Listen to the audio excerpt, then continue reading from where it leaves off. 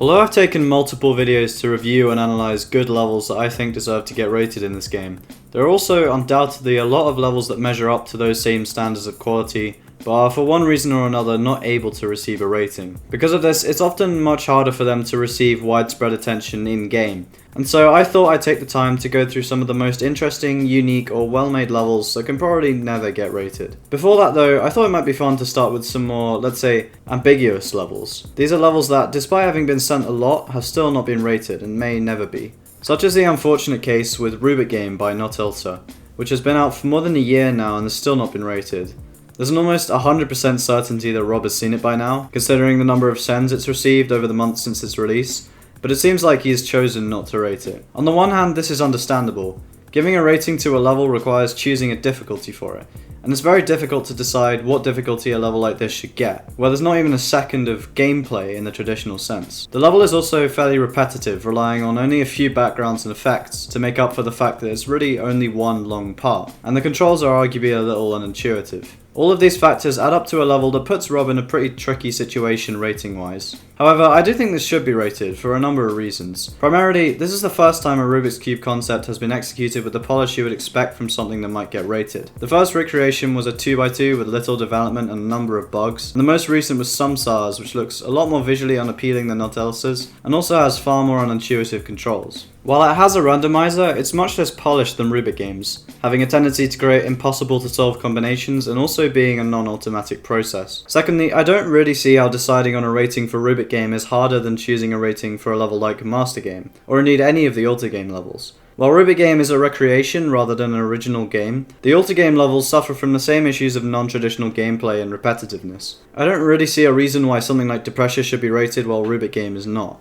Perhaps it has something to do with the controls in Rubik Game, but one quickly gets used to them because, like the Alter Game levels, you can see how your inputs are affecting what's happening on screen. Due to pressure on RobTop, I think this will eventually get a star rate, which might not be the case for a much more controversial level like Blind Blizzard. There's obviously not too much to say about Blind Blizzard from an objective review standpoint. The level is literally just an invisible copy of Black Blizzard. There's nothing to comment on gameplay or decoration wise. However, I honestly don't think I would mind if this got rated. For one, it would be a nice callback to the times when levels like Conical Depression got rated solely because of how ludicrous they were at the time, and how incredible it seemed that they were verified legitimately. It would also be a good throwback to the original Invisible series, which has gone down in history for its pure ridiculous nature. The level is also clearly endorsed by the original creator, given that he sent it, and so clearly doesn't mind if it gets rated. However, it's obviously pretty unlikely that this will ever happen just because it is the way it is. So it's good that it's garnered a good deal of attention regardless of an official endorsement. This is also the case with Game Over and Punch Drunk, two levels that have gained fame in the community without seemingly ever being acknowledged by the developer. It's rare that you see a level become arguably unrateable due to its gameplay, which makes both of these levels stick out from the rest. The gameplay of these two is similar to Sunset Sandstorm in a way. It's insanely repetitive, but really that's the point. For some reason, perhaps as a result of the gameplay being spam rather than timings, Game Over and Punch Drunk both feel a lot more like joke levels than Sunset Sandstorm, and as a result it's unlikely either will ever get rated. If one was to get rated though, I'd rather it was Game Over. Punch Drunk adds very little of note to the concept except an ill-fitting pre-drop, more game modes at the drop, and a slightly different massive rainbow glow background. And honestly, I think it's one of Xylonox's worst levels. I would much rather something like Necrocide got rated over Punch Drunk, because unlike the latter, Necrocide is far more original and shows the extent of Xylonox's art style, even though it was in his fairly overdone factory style. I think there are several possible reasons why this hasn't been rated yet, which sort of compound into one big denial from Rob. Although honestly, I think this could still get rated one day.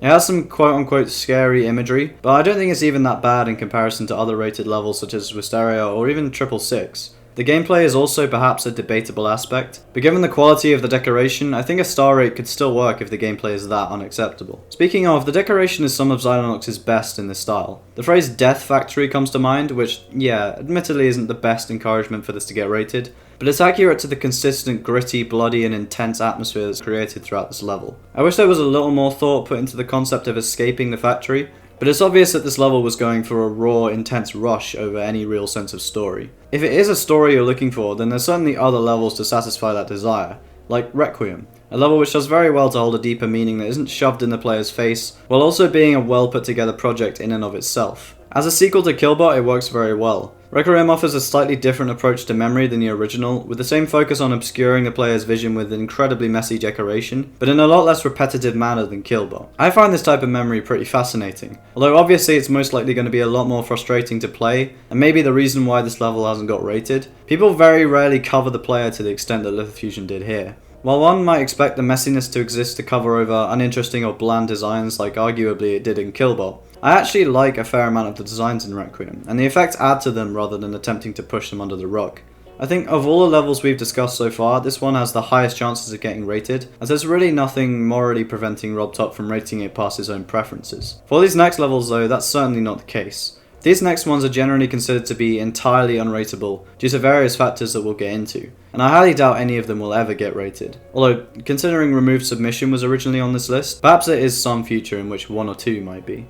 One of the more well-known unrateable levels is Love Letter by Typhoon Thunder, and for good reason. I think Viperin is right in saying that it takes a certain type of person to make such a high-quality level which is so in-your-face about not being for children right off the bat. Beyond the obvious funny factor that comes from making a level based on, let's say, mature themes, the level is genuinely very good looking on its own. There's no doubt that without the text and the art, this level would stick out a lot less, but even so, you can't admit that the level isn't at the very least polished and well made. This essentially boils down to the level feeling very smooth. The transitions, particularly at the drop, all flow very nicely into each other and don't make the level play terribly, which is more than you could ask from a lot of the stuff on the featured page these days. Obviously, the main reason for the attention on this level comes as a result of the song and the various visual elements, but Love Letter was certainly one of the forerunners for presenting adult themes in a way that wasn't just a primary school kid filling the screen with blocky genitals. The amount of polish that was put into this level is pretty admirable given there's essentially no chance of this ever getting rated, which is also the case for Hidden Creation by JF, although in that level the main gimmick physically prevents anyone from even sending it.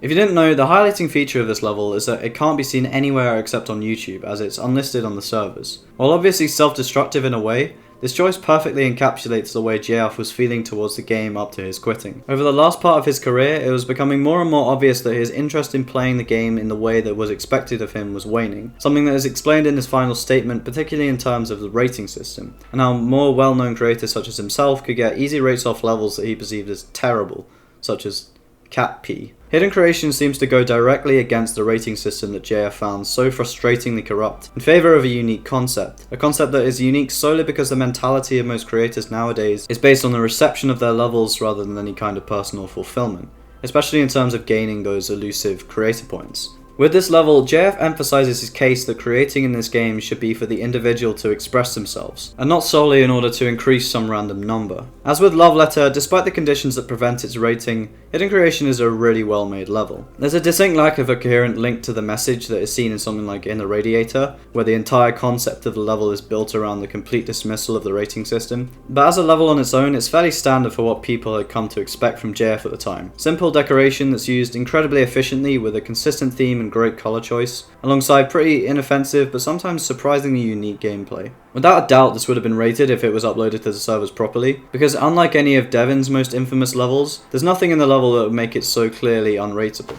That's not to say those levels are bad though by any means. Red Rooms and Man Man are fascinating explorations of the boundary of what is considered too offensive within the context of this game, and I honestly don't think anyone could have pulled it off better than Devin. His Xylinox inspired art style already has a sort of grotesque parody of reality type vibe going on, with intricate shading and detailing that is almost unsettling in its accuracy.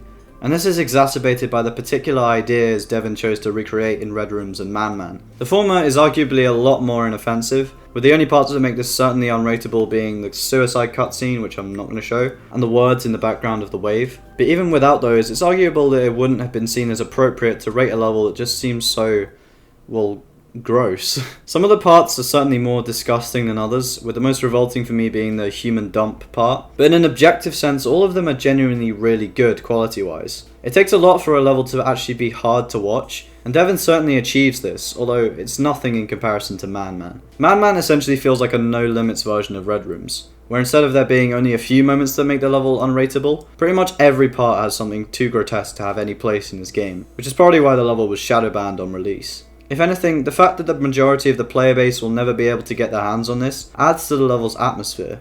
It feels like you're seeing something that you weren't supposed to, which works perfectly for the level's theming, as well as contributing significantly to the controversy surrounding this level, which encourages discussion over what should be considered acceptable. I really like how both of these levels have split community opinion massively, some thinking Devon went way too far, while others praising the levels for how daring the concept is. Personally, I think these levels should definitely not get rated, but I'm fine with them being on the servers because of the parental controls only allowing access to the featured page. The levels going too far is not really something I'm going to debate, considering everyone has their own limits and their own lines that they won't cross. But I will say that I definitely don't think it has any link to something being wrong in Devon's head. There's nothing unusual about wanting to shock people, and in fact it often goes down well as it's so difficult to pull off in this game, when even the name doesn't want you to take it seriously. It's also very difficult to cause genuine fear among the players of this game, which makes levels like Peaceful arguably just as impressive in terms of eliciting a reaction. I've seen Peaceful so many times by now, as well as several spin-offs which massively diluted the whole concept, that it no longer makes me feel anything. But on my first time watching the unfinished small version on Viper's channel, it did genuinely unsettle me. The contrast between the two sides of the level is done extremely well, and although I kind of wish there had been a few more clues that the level would take a turn earlier in the level, the sharp transitions between the dark and the light side admittedly work very well with the song, and in a way work better to create a sense of anxiety. The decoration is also well made enough to make this transition work. The level doesn't fall apart completely when the transition is completed, at least quality wise, which meant that the level was able to effectively capture the player base with its unique premise, even if it elicited some strange fan creations, which unfortunately retroactively made the original seem a lot less scary, and brings back the recollection that this really is just a square jumping game with an extremely young average fan base. Despite this young fan base, which prevents levels with a more mature target audience from getting rated, alongside other lacking incentives for creators to make levels that don't fall directly in line with the rating system, I'm glad that these levels are being made from time to time. It's a true exploration of the depth of this game as an artistic medium, and even if RobTop doesn't necessarily endorse this much freedom consistently, it's enough that he's managed to create a game within which projects like this are possible.